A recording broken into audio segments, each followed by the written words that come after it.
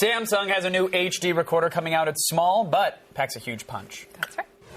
Just when you thought you'd seen every HD camcorder on the market, Samsung ups the ante with the HMX20. Weighing in at only 10.9 ounces, this little camcorder has 8 gigabytes of built-in memory, plus an SDHC memory card slot for hours of 1080p recording. The 2.7-inch LCD touchscreen makes using this device a breeze, and the 10x optical zoom lens gives you incredible quality. High def is in the palm of your hand for $850.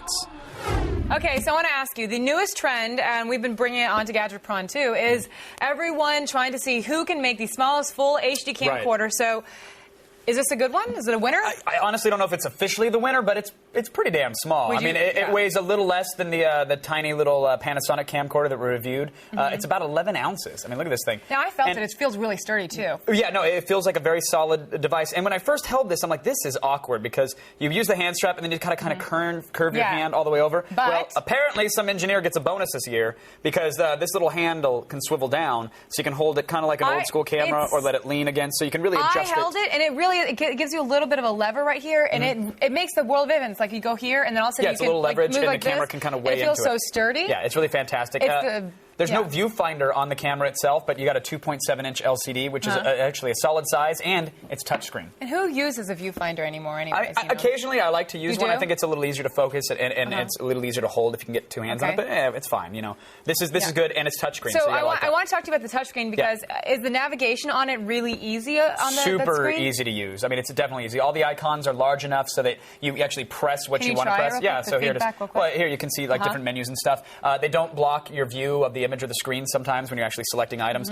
And the menus are super intuitive. Like Samsung's touchscreens are excellent, and it eliminates the need for a lot of buttons on the camcorder itself, which is I think the best part. Yeah, you just look at this camcorder and you see like, okay, there's a lack of buttons, which is not bad. But it's a good thing because everything is on the everything's where you want it to be inside the camcorder itself. Okay, so the biggest thing is it's great. It's got the little lever right there for you. There's not a lot of buttons, but the image quality. Right. Like, the thing is, the camcorder doesn't look good, right? It shoots 1080p, but will your memories last forever? It's close. There are definitely some flaws, though. I mean, in well-lit areas, the colors are good. I mean, the detail's fine, and the colors are proper.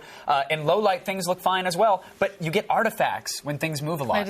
So if I'm moving the camera around and there's an object that I'm trying to track on, or if you're in motion, when you actually get the video out of the camcorder, things get kind of artifact. Like you see little pixelation around edges. So what should they have done to make that better? I don't know if that's the camera's fault or the codec's fault for the video, for the MPEG-4 codec, but there's something wrong with that. But here's what is great, though. I can go into a focus mode here while I'm shooting and actually select, okay, you see the menu, I tap focus.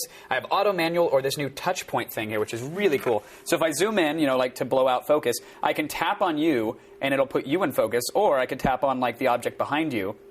See that? And it kind of gets that line in focus. It's focusing on the wall. I can tap on you again. It'll bring the focus back to you. So very cool if you want to blow out depth of field shots. It's nice to just tap and have the focus go where you want it to go. That's really cool. Pretty you sweet. Just tap and it focuses. Okay, so I'm going to ask you, $850. Yeah. Seems like a low price. So is this the definite winner? Are we good? I mean, now you said you can't really say that. You don't really know. But for home movies or little film projects, it is an excellent option. The price is just right. Little things like being able to drag and drop the MPEG-4s right off the memory card. Easy? Yeah, it's super easy to do. HDMI right out from the dock. 8 gigs of built-in memory, and it supports the SDHC cards, the high-capacity cards. This is all around a very, very solid camcorder, and that is why we're giving it a 90%. Wow! That's an A. It's not bad, right? That's an A. That is an A. It's a squeaker of an A, but you got one. It's still an A. That's it for Gadget Pr0n. Remember, for even more of the latest news on computers and tech, check out g4tv.com/thefeed.